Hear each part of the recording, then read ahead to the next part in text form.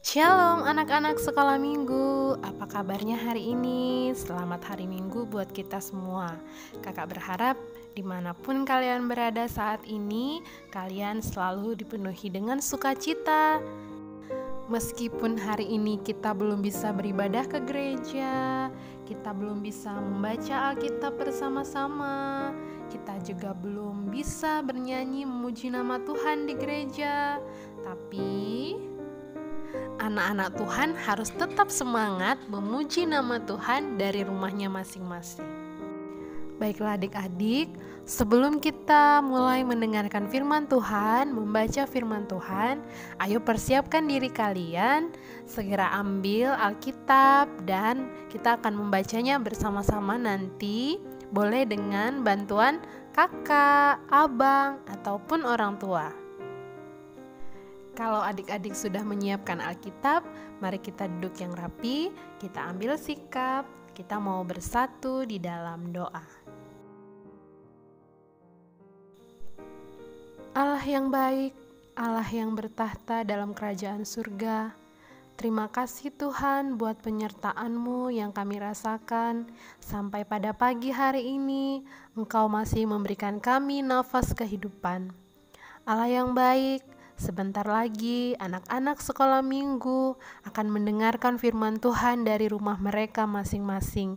Kiranya Tuhan yang menyertai hati, jiwa, dan pikiran anak-anak sekolah minggu agar mereka boleh sungguh-sungguh mendengarkan firman Tuhan dan melakukannya dalam kehidupan mereka sehari-hari.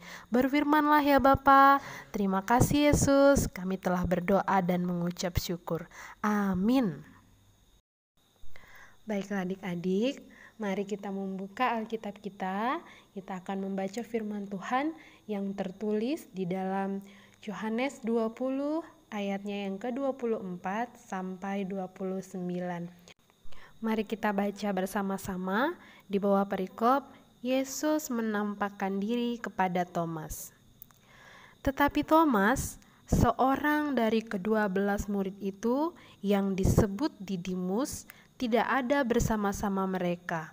Ketika Yesus datang ke situ, maka kata murid-murid yang lain kepadanya, "Kami telah melihat Tuhan."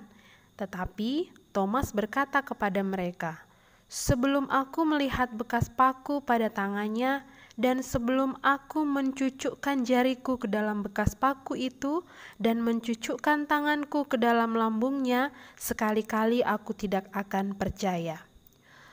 8 hari kemudian, murid-murid Yesus berada kembali dalam rumah itu, dan Thomas bersama-sama dengan mereka. Sementara pintu-pintu terkunci, Yesus datang dan ia berdiri di tengah-tengah mereka dan berkata, "Damai sejahtera bagi kamu." Kemudian ia berkata kepada Thomas, "Taruhlah jarimu di sini dan lihatlah tanganku.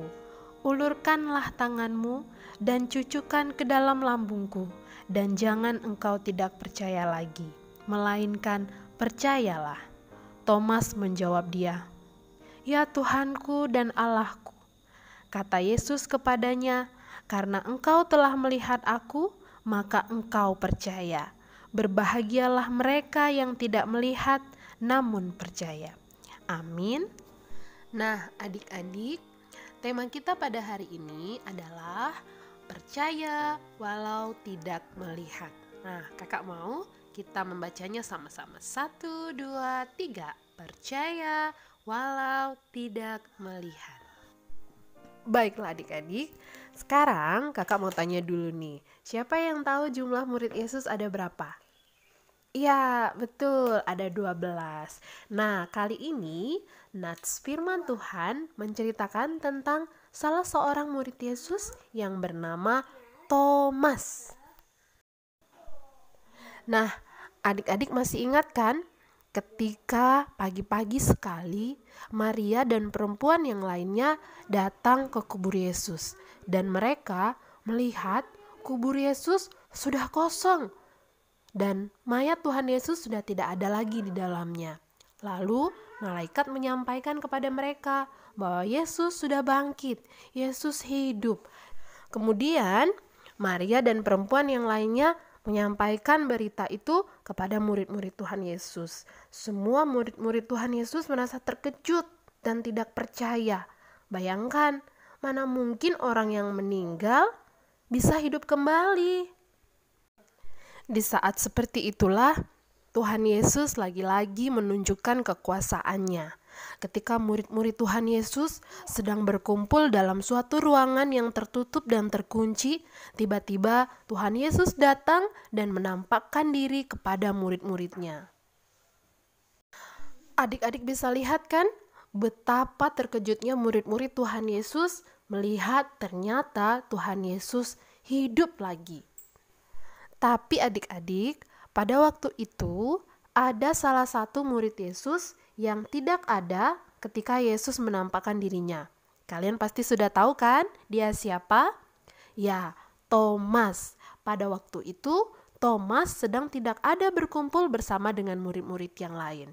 Ketika Thomas datang, murid-murid yang lain menyampaikan kepada Thomas dan mengatakan, "Thomas, kami telah melihat Yesus." Lalu Thomas pun menjawab, "Sebelum aku melihat bekas paku pada tangannya, dan sebelum aku mencucukkan jariku ke dalam bekas paku itu, dan mencucukkan tanganku ke dalam lambungnya, sekali-kali aku tidak akan percaya." Wah, sayang sekali adik-adik, Thomas tidak percaya apa yang dikatakan murid-murid yang lainnya bahwa ternyata Tuhan Yesus itu hidup. 8 hari kemudian, di tempat yang sama, kembali Tuhan Yesus menyatakan kekuasaannya. Sewaktu pintu masih terkunci dan tertutup, tiba-tiba Tuhan Yesus datang dan berdiri di tengah-tengah ruangan itu. Kalian bisa bayangkan kan adik-adik, semua murid-murid terkejut, termasuk Thomas. Kemudian, Yesus berkata kepada Thomas, "Taruhlah jarimu di sini dan lihatlah tanganku. Ulurkanlah tanganmu dan cucukkanlah ke dalam lambungku. Dan jangan engkau tidak percaya lagi, melainkan percayalah." Nah adik-adik, akhirnya Thomas pun percaya bahwa itu benar-benar Tuhan Yesus. Meskipun dia harus terlebih dahulu memegang tangan Yesus, menyentuh bekas luka yang ada di tubuh Yesus. Adik-adik sekolah minggu, pada ayat yang ke-29, Tuhan Yesus berkata, "Karena engkau telah melihat aku, maka engkau percaya. Berbahagialah mereka yang tidak melihat, namun percaya." Nah adik-adik, pada ayat yang terakhir tertulis, "Berbahagialah mereka yang tidak melihat, namun percaya." Nah adik-adik nih kakak mau tanya, siapa yang mau bertemu dengan Tuhan Yesus? Siapa yang mau melihat Tuhan Yesus secara langsung? Siapa yang mau mendengarkan dan bercerita dengan Tuhan Yesus langsung hadap-hadapan? Nah, pasti semuanya inginkan bertemu dengan Tuhan Yesus. Tapi di sini Tuhan Yesus berkata, "Berbahagialah orang yang tidak melihat namun percaya." Kak, bagaimana kita mau percaya kalau kita tidak bertemu dengan Tuhan Yesus? Nah, adik-adik bisa merasakan kasih Tuhan walaupun tidak melihat Tuhan Yesus. Mungkin adik-adik tidak melihat Tuhan Yesus dengan mata kita yang ada kita miliki, 2 mata kita. Tapi kita bisa melihat Tuhan Yesus dengan mata batin kita, dengan hati kita. Kita bisa merasakan kasih Tuhan. Bagaimana Kak? Mana kasih Tuhan yang kita rasakan? Nah adik-adik, kita bisa merasakan kasih Tuhan melalui ciptaannya. Melalui ciptaan Tuhan yang sangat indah. Pagi hari matahari bersinar menyinari bumi, dan pada malam hari bintang-bintang, bulan juga menerangi kita. Adik-adik juga bisa merasakan kasih Tuhan melalui orang tua masing-masing. Kedua orang tua kita sangat menyayangi kita. Sejak kita masih bayi, sejak kita masih kecil sampai dewasa.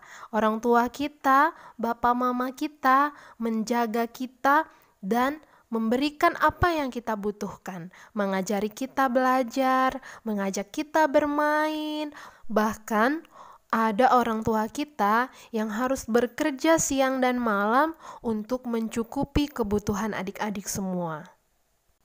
Nah, adik-adik sekolah minggu yang kakak sayangi, walaupun kita tidak bisa melihat Tuhan Yesus secara langsung, kita harus tetap percaya. Karena apa? Karena kita bisa merasakan kasih Tuhan yang luar biasa, kita bisa merasakan kasih Tuhan yang sangat besar kepada kita anak-anaknya melalui ciptaan Tuhan dan melalui orang-orang yang ada di sekitar kita. Nah, adik-adik, mulai saat ini berbahagialah. Walaupun kita tidak melihat, tapi kita percaya. Karena Tuhan menginginkan kita untuk menjadi anak-anak yang bahagia, anak-anak yang percaya, anak-anak Tuhan yang menjadi terang bagi orang-orang di sekitarnya. Amin. Kita bersatu di dalam doa. Bapa yang baik, terima kasih Tuhan untuk firman-Mu yang telah kami dengarkan pada hari ini.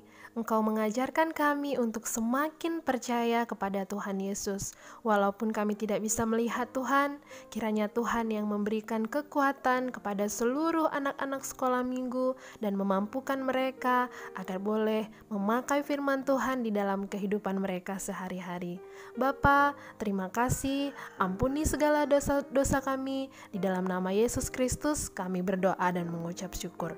Amin. Nah, anak-anak sekolah minggu yang kakak sayangi, terima kasih untuk waktunya hari ini. Kalian sudah mendengarkan firman Tuhan dari rumah masing-masing. Jangan lupa tetap berdoa, tetap semangat memuji nama Tuhan, dan jaga kesehatan kalian, karena kalian tahu kan pada saat ini negara kita sedang mengalami bencana virus corona.